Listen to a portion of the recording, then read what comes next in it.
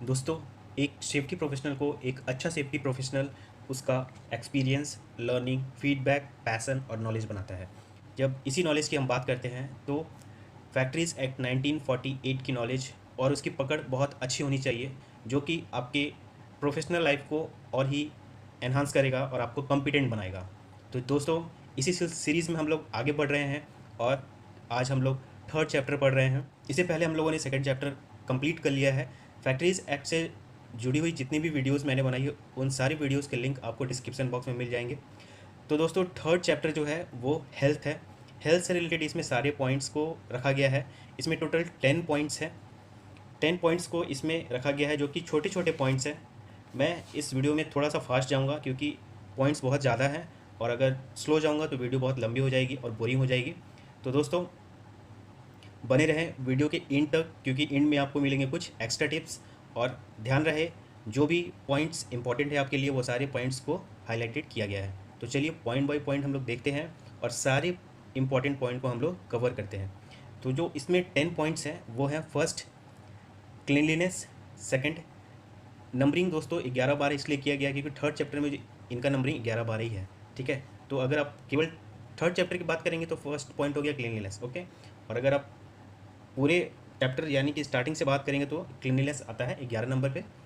Second, disposal of waste and effluents. Effluents दोस्तों बोलते हैं लिक्विड वेस्ट को, जो प्लांट से, फैक्ट्री से निकलते हैं। Third, ventilation and temperature. Fourth, dust and fume. Fifth, artificial humidification. Sixth, over crowding. Seventh, lighting. Eighth, drinking water. Ninth, latrines and urinals. And 20, spittoons. Spittoons means थूकदानी, जहाँ लोग spit करते हैं, थूकते हैं। ओके, तो चलिए पॉइंट बाय पॉइंट हम लोग देखते हैं। और सबसे पहला पॉइंट है क्लीनलीनेस।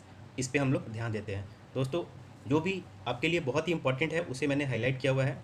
और ऐसा नहीं है कि बाकी पॉइंट्स इंपॉर्टेंट नहीं है, बाकी पॉइंट्स भी इंपॉर्टेंट है, बट हाईलाइटेड पॉइंट्स इसलिए इंपॉर्टेंट है क्योंकि ये डे टू डे लाइफ में बहुत ही इंपॉर्टेंट है। आपको एमसीक्यूज़ में पूछ लिए जाते हैं, इंटरव्यू में पूछ लिए जाते हैं।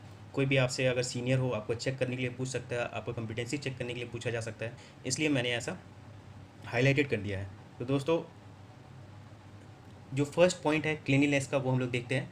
Every factory shall be kept clean and free from effluent arising from any drain, privy और other nuisance and in particular. ये कहा है इसमें कि प्लांट हमेशा क्लीन होना चाहिए, साफ़ होना चाहिए, और प्लांट से निकलने वाली जो भी इफ्लुएंट्स हैं, मीन्स वेस्ट लिक्विड्स हैं, जो भी तैलीय पदार्थ हैं, जो उनको रास्ता देना है। और कोई भी ड्रेन वगैरह है, कोई हिडन ड्रेन अगर है तो भी उन सबको क्या करना है, क्लीन रखना है और रेगुलर मेंटेन करना है। वन ए का ही सब पॉइंट है। A, accumulation of dirt and refuse shall be removed daily and disposed in a suitable manner. जो भी डस्ट एंड रिफ्यूज है वो डेली साफ होने चाहिए। B, the floor of every work room shall be cleaned at least once in every week. Workroom का जो floor है वो एटलीस्ट एक बार साफ होना चाहिए every week. C, where floor is liable to become wet in course of any manufacturing process to such extent as is capable of being drained, effective means of drainage shall be provided and maintained. Means manufacturing में मान लीजिए कहीं ऐसा है जहाँ पानी की बौछार आ रही है और वहाँ का जो फ्लोर है वो गीला हो जा रहा है, तो हमें क्या करना है, उस फ्लोर को ड्राई करने के लिए वो जो पानी आ रहा है उसके लिए प्रॉपर ड्रेन होना चाहिए, ताकि वहाँ पे कोई स्लिप ट्रिप फॉल हज़ार्ड ना हो। प्रॉपर ड्रेन करने के साथ ही साथ उसे हमें मेंटेन भी करना है ताकि कहीं चोक वगैरह ना हो जाए। Next, all inside wall and partition, ceiling, doors, windows shall be painted at prescribed intervals. जितने भी पार्टीशन हैं, वॉल हैं, सीलिंग्स हैं, डोर्स हैं, वो एक प्रेस्क्राइब्ड जो इंटरवल्स है उस दरमियान उनका कलर होना चाहिए। Okay, so white wash in every period of 14 months. जो वाइट वॉश होता है वो हर 14 मंथ में होना चाहिए। And metal and wooden gates and frames should be painted in every 5 years and details should be entered in prescribed register. जो भी वुडन और मेटल के फ्रेम्स हैं, गेट हो गया, खिड़की हो गया, ये सब 5 साल में एक बार ज़रूर पेंट होने चाहिए। और जब भी फैक्ट्रीज़ में ये सारे काम होंगे यानी पेंट वाले काम होंगे तो उसे हमें रजिस्टर में नोट भी करना है। ठीक है, क्यों? क्योंकि जो फैक्ट्रीज इंस्पेक्टर है वो आकर इसे चेक कर सकते हैं। So second point, if not possible then state government can give exemption and suggest for alternatives to keep the factory clean. अगर ये जो सारे पॉइंट्स लिखे हैं अगर ये पॉसिबल नहीं है तो जो स्टेट गवर्नमेंट है वो एग्जाम्शन दे सकती है उस कंपनी को, और कोई अल्टरनेट सॉल्यूशन है अगर उपाय है तो वो उस कंपनी को सजेस्ट कर सकती है। Next, disposal of waste and effluents. First point, इसमें दो ही पॉइंट है। Effective arrangement shall be made in every factory for the treatment of waste and effluents cause due to the manufacturing process carried on therein so as to render them innocuous and for their disposal. So यहाँ पे इनकॉशियस कहने का मतलब है कि अहानिकारक रूप में उसे हमें बाहर निकालना है। मीन्स जो भी आप लिक्विड वेस्ट निकाल रहे हैं वो ऐसा नहीं, इस रूप में नहीं निकालना ताकि वो बाहर में किसी को हानि पहुँचाए, वो किसी किसी के लाइफ को हार्म करे या फिर मिट्टी को हार्म करे, ऐसा नहीं उसे छोड़ना, उसे ट्रीट करके अच्छे से छोड़ना है। So second, the state government may make rules prescribing the arrangements to be made under subsection 1 shall be approved by such authority as may be prescribed. State government इसके लिए जो भी arrangements है वो बता सकती है और फैक्ट्रीज को सजेस्ट कर सकती है जिससे कि उन्हें हेल्प मिलेगा। So third point, ventilation and temperature. First, effective and suitable provision shall be made in every factory for securing and maintaining in every work room. So first A का सब पॉइंट है adequate ventilation by the circulation of fresh air. Ventilation इस तरीके से होना चाहिए कि जो फ्रेश एयर है उसका सर्कुलेशन हो उस रूम में, ठीक है। Next, such a temperature as will secure to workers there in reasonable condition of comfort and prevent injury to health. इस तरीके से वहाँ का टेम्परेचर मेंटेन होना चाहिए जो कि वहाँ के काम करने वाले वर्कर को कंफर्ट महसूस कराए और किसी भी तरह का इंजरी या हेल्थ को हार्मफुल ना हो। सेकेंड पॉइंट, स्टेट गवर्नमेंट में prescribe a standard of adequate ventilation and reasonable temperature for any factory. State government suggest कर सकती है किसी भी कंपनी को कि आप कैसे वेंटिलेशन करें, कैसे टेम्परेचर को मेंटेन करें। Okay. Third, chief inspector can order in writing specifying the measures which in his opinion should be adopted. Chief inspector suggest कर सकते हैं कि आपको कौन सा मेजर्स लेने चाहिए, ठीक है, राय दे सकते हैं chief inspector. Next, dust and fume. So first जो इसका पॉइंट है, effective measures shall be taken to, first point, prevent its inhalation. Inhalation means उसको श्वास के द्वारा अंदर लेना, and accumulation in any work room. इस तरीके से हमें वहाँ पे मेजर्स अपनाने हैं ताकि किसी भी तरह का डस्ट और फ्यूम कोई इनहेल ना करे, मीन्स सांस के द्वारा अंदर ना ले और ये कहीं जमा ना हो, ठीक है। Second point, if any exhaust appliance is necessary for this purpose it shall be applied as near as possible to the point of origin of the dust, fume और अदर इम्प्योरिटीज़। सो अगर exhaust कहीं भी लगाने की ज़रूरत है, जैसा आप देखिएगा फैक्ट्रीज में आपको इस तरह का एग्जॉस्ट दिख जाएगा। आपके सुविधा के लिए मैंने यहाँ पिक्चर लगाया ताकि आप इसे समझ सकें। तो इस तरह के एग्जॉस्ट जो लगेगा वो एज़ नियर एज़ पॉसिबल, ठीक है, एज़ नियर एज़ पॉसिबल लगाना है। ऐसा नहीं कि लोग काम कर रहे हैं 10 फीट पे और वो जो लगाया गया है वो 50-60 फीट पर लगाया गया है, तो फिर वो इफेक्टिव नहीं होगा, ठीक।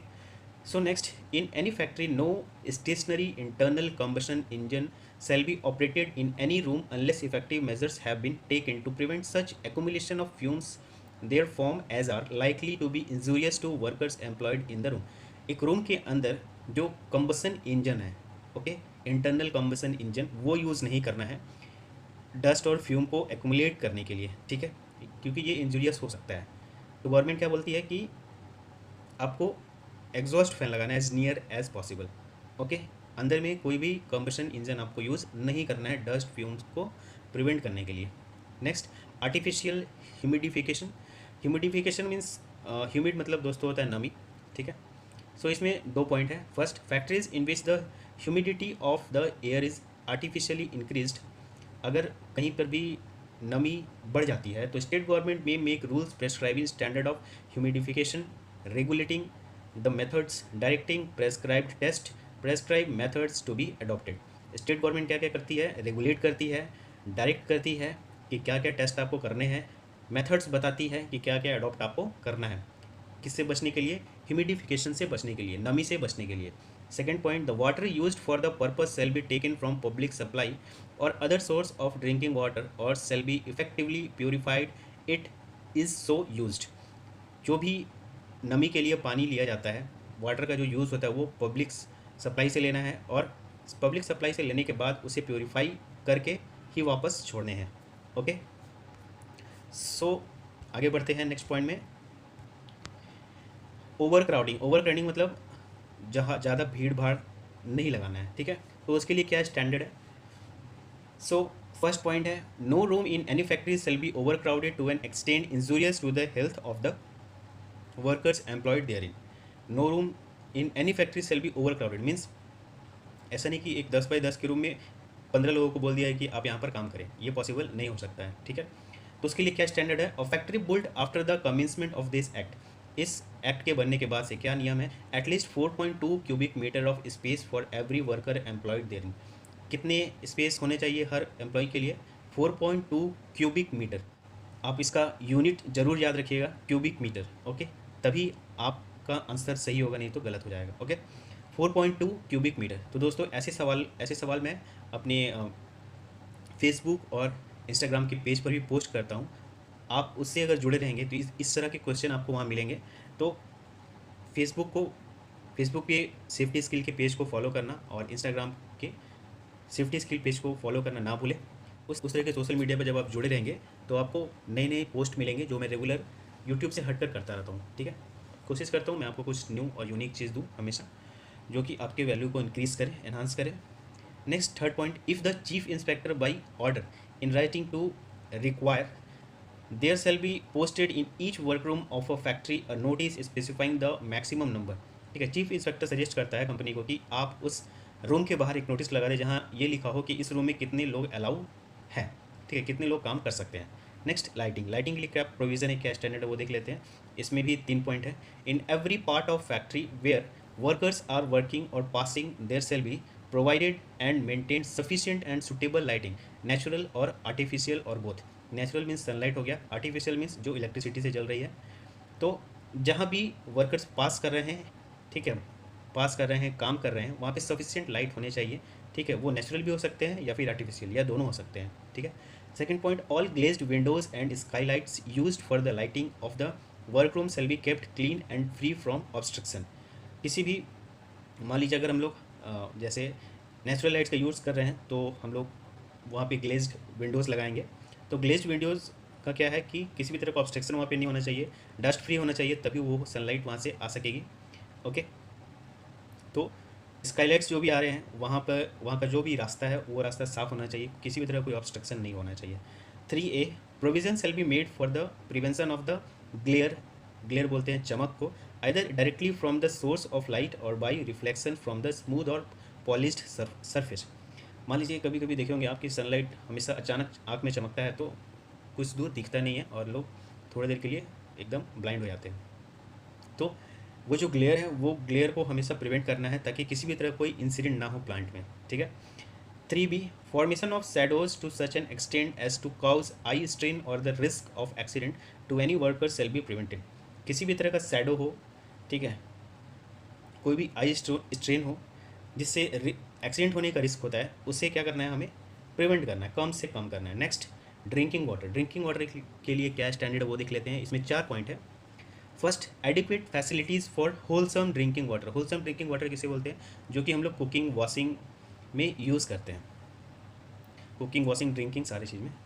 Wholesome drinking water shall be made at convenient place in the factory, ठीक है। होलसम ड्रिंकिंग वाटर मीन्स यहाँ ड्रिंकिंग वाटर प्लांट में हर जगह अवेलेबल होना चाहिए। All such point shall be legibly marked drinking water. जहाँ भी ड्रिंकिंग वाटर का पॉइंट हो वहाँ पर ड्रिंकिंग वाटर लिखा होना चाहिए, और वो जो ड्रिंकिंग वाटर लिखा हो वहाँ पर इस लैंग्वेज में लिखा हो जो कि मेजॉरिटी लोग समझ सकें। No such point shall be situated within 6 metre of any washing place, urinal, latrine, spittoons, open drain, इन सब के नज़दीक नहीं होना चाहिए क्या, ड्रिंकिंग वाटर का point. Fourth point, factories wherein more than 250 workers, जहाँ पर 250 से ज़्यादा वर्कर हैं, provision shall be made for cooling drinking water during the hot weather. Hot weather कब से कब होता है? अप्रैल से सितंबर तक। वहाँ पर ठंडा पानी भी अवेल कराना होता है, किसे? फैक्ट्री के ऑक्यूपायर को, ओनर को। Next, washroom and urinals. First point, sufficient washroom and urinals accommodation of prescribe type shall be provided conveniently situated and accessible to workers at all times while they are at the factory. Sufficient means उचित मात्रा में washroom और urinals होना चाहिए। Means ऐसा नहीं कि एक ही वॉशरूम है, एक ही यूरिनल्स है और लोग वहाँ पर लाइन लगे हों, ऐसा नहीं होना चाहिए। और मेल के लिए अलग, फीमेल के लिए अलग होना चाहिए। सो 1A सब पॉइंट में देखते हैं हम लोग, separate enclosed accommodation shell be provided for male and female workers, दोनों के लिए अलग अलग होना चाहिए। Shall be adequately lighted and ventilated, light भी प्रॉपरली होना चाहिए और वेंटिलेटेड होना चाहिए। Next, such accommodation shell be maintained in a clean and sanitary condition at all times, वहाँ जो भी वॉशरूम है उस वो रेगुलरली क्लीन भी होने चाहिए। Sweeper shall be employed to clean washroom, urinals and washing places, sweeper एक एम्प्लॉयड होना चाहिए जो कि वॉशरूम और यूरिनल्स को क्लीन करे regularly. Second point, where more than 250 workers, जहाँ 250 से ज़्यादा वर्कर्स हैं वहाँ सफिशिएंट नंबर पे वॉशरूम एंड यूरिनल्स होने चाहिए। Last point, the state government may prescribe the number of washroom and urinals to be provided in any factory in proportion to the number of male and female worker ordinarily employed there in. State government ये बता सकती है, ये suggest कर सकती है कि आपको कितने मेल और फीमेल के लिए कितने वॉशरूम में यूरिनल्स रखना है। ठीक है, ये एक तरह से सजेशन हो सकता है, ओपिनियन हो सकता है। ओके, तो इसमें एक वर्ड आप देख रहे होंगे, ऑर्डिनरली एम्प्लॉयड। ऑर्डिनरली एम्प्लॉयड का मतलब दोस्तों ये होता है कि कुछ एम्प्लॉय ऐसे होते हैं जो डायरेक्ट एम्प्लॉय होते हैं, कुछ ऐसे होते हैं जो वेंडर एम्प्लॉय होते हैं। तो ऑर्डिनरली एम्प्लॉयड में दोनों काउंट हो जाते हैं। ठीक है, नेक्स्ट स्पिटून्स, ये लास्ट पॉइंट है इस हेल्थ चैप्टर का। In every factory there shall be provided a sufficient number of spittoons in convenient place and they shall be maintained in a clean and hygiene condition. Spittoons हर जगह available होना चाहिए और ये maintain भी होना चाहिए, क्लीन भी होना चाहिए, साफ रेगुलरली इसका साफ सफाई होना चाहिए। Second, the state government may make rules prescribing the type and the number of spittoons to be provided and their location in any factory and provide for such further matters relating to their maintenance in a clean and hygiene condition.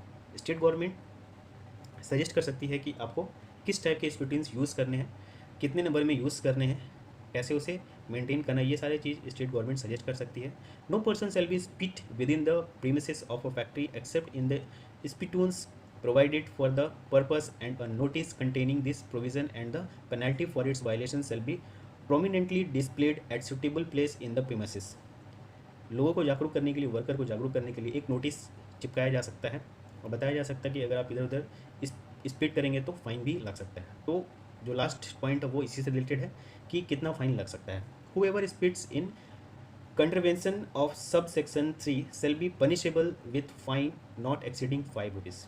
5 रुपये से ज़्यादा का जो fine है वो नहीं लगाया जा सकता है अगर कोई वर्कर स्पिटून्स के अलावा इधर उधर कहीं थूकता है। ओके, तो दोस्तों इस वीडियो में हमने फैक्ट्रीज एक्ट 1948 का थर्ड चैप्टर जो है हेल्थ, वो हमने पूरा कवर किया। इसमें 10 पॉइंट्स हैं अलग अलग जो कि हेल्थ से रिलेटेड है। सारे इंपॉर्टेंट पॉइंट को हाईलाइट किया गया था।